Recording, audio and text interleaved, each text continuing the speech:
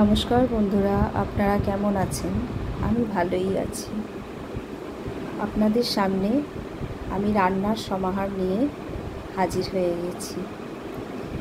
আজ আমি রান্না করব পাঁঠার মাংস আলু দিয়ে ঝোল, এবং এই রেসিপিটাই আপনাদের সাথে আমি শেয়ার করব। তার জন্য নিয়ে নিয়েছি 1 কেজি পাঁঠার মাংস। মাংসটা দেখুন, এতে চর্বি টর্বি বিশেষ নেই। হ্যাঁ, আর মাংসটার কোয়ালিটিটা খুবই ভালো। আচ্ছা, এই মাংসটা রান্না করার জন্য আমি দিয়ে দেব এই চামচের 3 চামচ টক দই। এই চামচটা 3 চামচ টক দই, আর দেব 1 চামচ আদা বাটা, আর ছোটো চামচ চা চামচের 1.5 চামচ ধনের গুঁড়ো, হলুদের গুঁড়ো,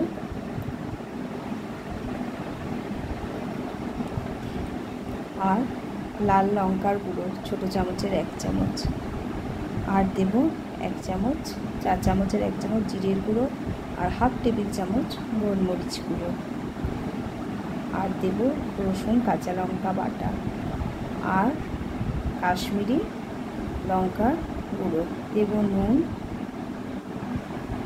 আর স্বাদ মতো চিনি, আর দেব তেল, কাঁচা সর্ষের তেল দিয়ে মেখে রেখে দেব।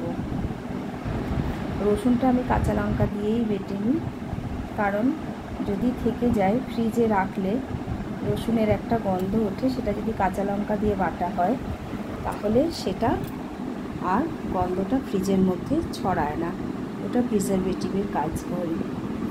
যাকে মাংসটা আমি মেখে নিলাম। এই কথা বলতে বলতে আমার মাংসটাও মাখা হয়ে গেল। বেশ, এবারে এটাকে আমি বেশ কিছুক্ষণ ঢাকা দিয়ে রাখবো। রবিবার যেহেতু তাড়াহুড়ো বিশেষ নেই, তাই কিছুক্ষণ আমি এটাকে ঢাকা দিয়ে রাখতে পারবো। হয়ে গেছে আমার বেশ কিছুক্ষণ ঢাকা দিয়ে রাখা। এরপরে কড়াইতে তেল দিয়ে দিলাম। 4 টেবিল চামচের মতন তেল দেওয়া হলো কড়াইতে। এর মধ্যে দেব 5টা এলাচকে মুখটা একটু ফাটিয়ে নিয়ে, 5টা এলাচ, 5টা লবঙ্গ, 2টো দারচিনি, 5টা লবঙ্গ, আর 3টে তেজপাতা। এবারে ফোড়নের গন্ধটা সুন্দর বেরিয়েছে, দিয়ে দেবো পেঁয়াজ কুচনো। এখানে আমি 4টে মিডিয়াম সাইজের পেঁয়াজকে কুচিয়ে নিয়েছি। এবারে এটাকে নাড়াচাড়া করে ভেজে নেব যতক্ষণ পর্যন্ত না এটা একটু গোল্ডেন ব্রাউন হয়ে আসছে, ততক্ষণ পর্যন্ত আমি পেঁয়াজটা কিন্তু ভাজবো। অপরদিকে একটা কড়াইতে একটু তেল দিয়ে আমি মাংসের জন্য কেটে রাখা আলুগুলোকে ভাজতে দিয়েছি। এতে দিলাম একটু হলুদ আর নুন। এবার এদিকে পেঁয়াজটা নেড়ে চেড়ে ভাজছি, আর ওদিকে আলুটাও প্রায় ভাজা হয়ে এসেছে।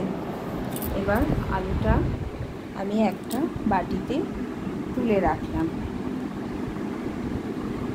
আলুটা এই পাত্রে তুলে নেওয়ার পর আমি এই তেলটা মাংসের মধ্যে দিয়ে দেব।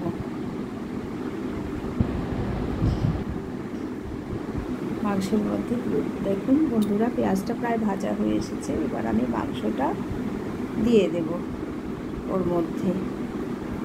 খুব সুন্দর মাখা হয়েছে, ম্যারিনেশনটা খুবই ভালো হয়েছে। দিয়ে দিলাম। এবার এটাকে আবার হাতায় করে একটু নাড়াচাড়া করে নেব। যেহেতু টক দই দেওয়া আছে, মাংস থেকে একটু জল বেরোবেই, আর আমি এটাকে ঢাকা দিয়ে দেব। তাহলে টক দই থেকে মাংসের যে নিজস্ব জলটা আছে সেটা বেরোবে, বেরিয়ে এদিকে মাংসটা সেদ্ধও হবে প্লাস কষানোও হবে। আমি ঢাকনাটা দিয়ে দিচ্ছি। এবার ঢাকনাটা দিয়ে এর মুখ ছিদ্রটা আমি লবঙ্গ দিয়ে আটকে দিচ্ছি, তাহলে জলটা বেরোতে ভেতরে আরও সুবিধা হবে। দেখুন বন্ধুরা, কি সুন্দর জল বেরিয়ে গেছে, কষানোও হচ্ছে আবার জলও বেরোচ্ছে, যার ফলে কি হয়, মাংসটা প্রায় 40% কি 50% সেদ্ধ হয়ে যায় কষাতে কষাতে। দেখুন খুব সুন্দর কষানোটা হয়েছে, কিন্তু আমি এটা আরও একবার ঢাকা দেব, তাহলে আরও কিছুক্ষণ থাকলে মাংসটা আর একটু সেদ্ধ হবে। খাসি বা পাঁঠার মাংস সেদ্ধ হতে তো একটু সময় লাগেই, সেই সময়টুকু তো আমাদেরকে দিতেই হবে সেদ্ধ হওয়ার জন্য। যাকে আমি আর একবার এটাকে একটু ঢাকা দিয়ে দেব।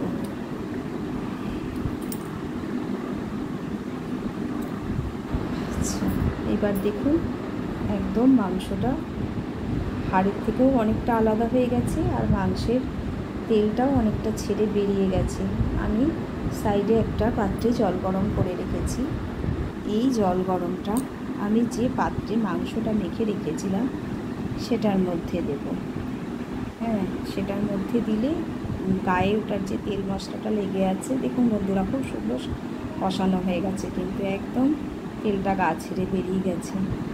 এবার আমি এই গরম জলটা ওই পাত্রর মধ্যে দিয়ে, ওই পাত্রটা ধুয়ে এই জলটা মাংসের মধ্যে আমি ব্যবহার করছি।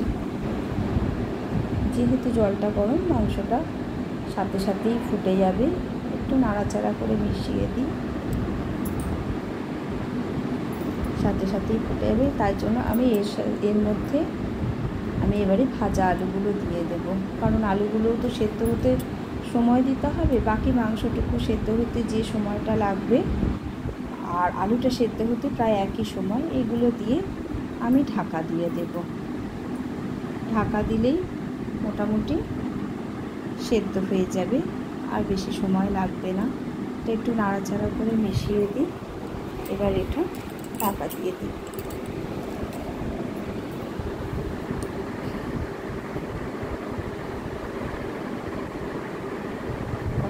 এবারে খুব সুন্দর আলুগুলো ভেতরে হয়ে গেছে, ঝোলের মধ্যে ডুবে গেছে। এবার আমি ওই মুখ থেকে লবঙ্গটা তুলে নেব। হ্যাঁ, মাংস আলু সব সেদ্ধ হয়ে গেছে। এবার আমি দিয়ে দেবো এতে একটু শাহি গরম মশলার গুঁড়ো, আর শাহি গরম মশলার গুঁড়ো দিয়ে দিলাম।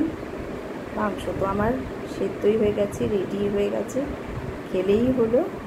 হ্যাঁ, এবারে এটাকে আমি একটু হাতা দিয়ে নাড়াচাড়া করে পরিবেশন করে দেব। আসছি বন্ধুরা, আজকের রেসিপি এই পর্যন্ত। টাটা।